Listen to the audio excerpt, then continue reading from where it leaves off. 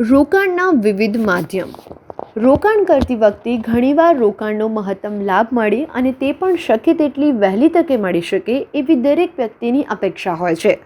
આ જ કારણ છે કે જ્યારે કોઈ વ્યક્તિ રોકાણ કરે છે ત્યારે તે એવા વિકલ્પની શોધ કરે છે કે જેમાં તે ન્યૂનતમ અથવા બિલકુલ જોખમ ન લેતા થોડા મહિનાઓ કે એક વર્ષમાં તે બમણું થઈ જાય. પરંતુ કમનસીબે કોઈપણ રોકાણના માધ્યમમાં ઊંચા વળતર અને ઓછામાં જોખમનું આવો સંયોગ થતો જણાતો નથી. કદાચ બોલિવૂડની સુપરહિટ ફિલ્મના હીરો સાથે આવવું બની શકે, પરંતુ વાસ્તવમાં તે થોડું મુશ્કેલ લાગે છે. વાસ્તવમાં તો જોખમ અને વળતર બંને એક સાથે જ આવે છે. મતલબ મોટું જોખમ મોટું વળતર અને ઓછું જોખમ ઓછું વળતર.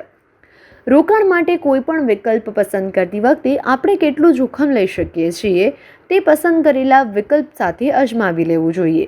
કારણ કે કેટલાક રોકાણ માધ્યમોની ક્ષમતા એવી હોય છે કે તેઓ મોંઘવારીના દર જેટલું જ વળતર આપે છે અને કેટલાક માધ્યમો એવા હોય છે કે જેમાં જોખમ ઓછું હોય છે પરંતુ વળતર પણ ઓછું હોય છે. રોકાણના મુખ્ય બે પ્રકાર છે. તેમને નાણાકીય અને બિન નાણાકીય સંપત્તિ કહેવામાં આવે છે.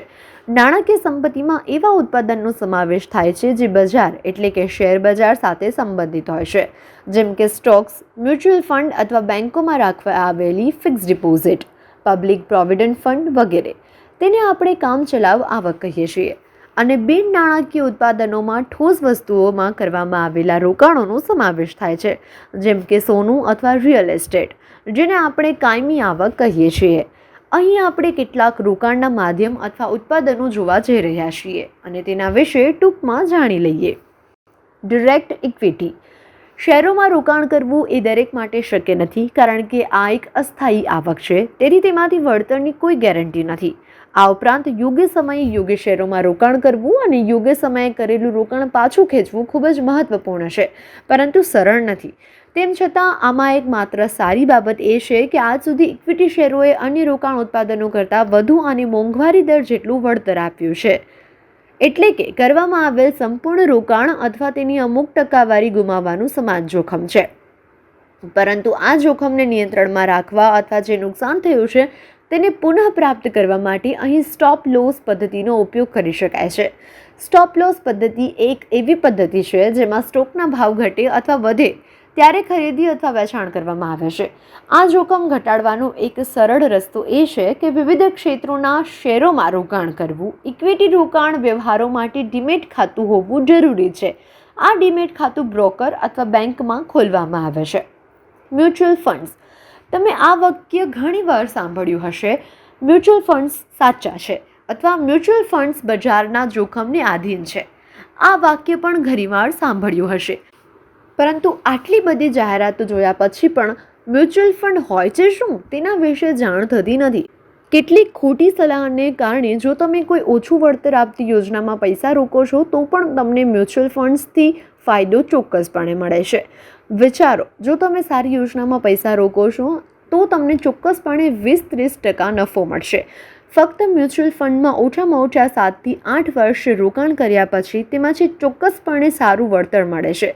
ફક્ત જ્યારે શેર અથવા શેરબજારમાં ભાવ ઘટે છે ત્યારે જ વધુ રોકાણ કરવાની તૈયારી રાખવી જોઈએ અથવા યોગ્ય સમયે તેને નીકાળી લેવું જોઈએ. એ પદ્ધતિ સમજવી ખૂબ જ જરૂરી છે. National pension system. આ એક લાંબા ગાળા માટે કરવામાં આવતા રોકાણોનો વિકલ્પ છે. આ ભારત સરકાર દ્વારા શરૂ કરવામાં આવેલી એક રિટાયરમેન્ટ સેવિંગ પ્લાન મતલબ પેન્શન યોજના છે. તે બજારના જોખમને અનુરૂપ વળતર આપે છે. આ યોજના અનુસાર સેવાનિવૃત્તિ સમયે તેમાંથી માત્ર 60% રકમ જ ઉપાડી શકાય છે અને બાકીની 40% રકમ પેન્શન માટે રાખવામાં આવે છે. આ યોજના સરકારે દરેક નાગરિકને પોતાના પેન્શન માટે તૈયાર રહેવા માટે પ્રોત્સાહન આપવા શરૂ કરી છે. આ યોજના equity, fix deposit, corporate bond, liquid fund જેવી યોજનાઓનું મિશ્રણ છે. તમે તમારી વ્યક્તિગત જોખમ લેવાની ક્ષમતા અનુસાર આ યોજનામાં કેટલું રોકાણ કરવું તે નક્કી કરી શકો છો. પબ્લિક પ્રોવિડન્ટ ફંડ એટલે કે પીપીએફ. તેને સાર્વજનિક ભવિષ્ય નિર્વાહ નિધિ કહેવામાં આવે છે. આ યોજના દરેક માટે સરળ છે અને રોકાણનો એક સારો વિકલ્પ છે. તેની સમય મર્યાદા ઓછામાં ઓછી 15 વર્ષ તો હોય જ છે. પીપીએફમાંથી કર મુક્તિ મળે છે અને એપ્રિલથી માર્ચના વ્યાવસાયિક વર્ષમાં સરકાર તેનો વ્યાજ દર જાહેર કરે છે. આ વ્યાજ દર ઘણો ઊંચો હોય છે અને તેની સમયસીમા પૂર્ણ થવા પર સારું વળતર આપે છે. આ વળતરની ખાતરી આપવામાં આવે છે, તેથી જ ખૂબ જ ઓછા જોખમવાળા રોકાણ વિકલ્પ તરીકે ગણવામાં આવે છે. Bank fix deposit FD. જેમ કે તમે જાણો છો, બેંકમાં રાખેલ ફિક્સ ડિપોઝિટ એ રોકાણનો લોકપ્રિય વિકલ્પ છે. એટલે કે આજે પણ બેંકમાં રાખવામાં આવેલી થાપણો પર અન્ય રોકાણ પદ્ધતિ કરતાં વધુ વિશ્વાસ કરવામાં આવે છે. તેનું કારણ એ પણ એ છે કે આમાં જોખમ નહિવત છે. આ યોજનામાં થાપણદારને તેની જમા રકમ પર સરકાર તરફથી વીમા સુરક્ષા પણ મળે છે. વ્યાજદર પર દરેક બેંકમાં થોડું અલગ હોઈ શકે છે. તમે જરૂરિયાત મુજબ જમા રકમ પર માસિક, ત્રિમાસિક, અર્ધવાર્ષિક અને વાર્ષિક એમ વ્યાજ ઉપાડી શકો છો. Real estate. તમે જે મકાનમાં રહો છો તે તમારું રિયલ એસ્ટેટનું રોકાણ નથી. એક ઘર હોવા છતાં તમે બીજું ઘર ખરીદ્યું હોય, પછી ભલે તમે તેને હોમ લોનથી લીધું હોય કે તમારી બચતથી, તે તમારું રિયલ એસ્ટેટનું રોકાણ છે. આમાંથી મળતું ભાડું એ ભાડાની આવક છે. ભાડાની આવક સાથે સ્થળ અથવા મકાનની કિંમતમાં જે વધારો થાય છે તે કેપિટલ એપ્રિસિએશન છે. રિયલ એસ્ટેટનું રોકાણ એ નક્કર કાયમી સંપત્તિ છે, જેનું લાંબા સમય પછી સારું વળતર મળે છે. સોનું. સોનામાં રોકાણ એ ભારતમાં શુભ રોકાણ કહેવાય છે. એવું માનવામાં આવે છે કે શુભ સમયે સોનું ખરીદવાથી ધનમાં વધારો થાય છે. પરંતુ સોનાના આભૂષણો બનાવતી વખતે તેની કારીગરી ઘણા ઘરેણાં પર 6 થી 14% જેટલી લાદવામાં આવે છે. જૂના દાગીના આપીને નવા દાગીના બનાવતી વખતે તેના ઘસારાના કારણે સોનાના ઇચ્છિત ભાવ અને વધેલા દર પ્રમાણે વળતર યોગ્ય રીતે મળતું નથી. આથી સોનાનો સિક્કો ખરીદવો ફાયદાકારક છે. તે પછી પણ બદલાયેલી માનસિકતાને કારણે યુવાનોમાં દાગીનાઓના આકર્ષણ કરતાં પણ વધુ પેપર ગોલ્ડમાં રોકાણ લોકપ્રિય છે. મતલબ કે ગોલ્ડ બોન્ડમાં કરેલું રોકાણ. તેમાં કોઈ ઘસારો કે કારીગરીની કપાત કરવામાં આવતી નથી અને સોનાના વધેલા દર પ્રમાણે વળતર આપવામાં આવે છે.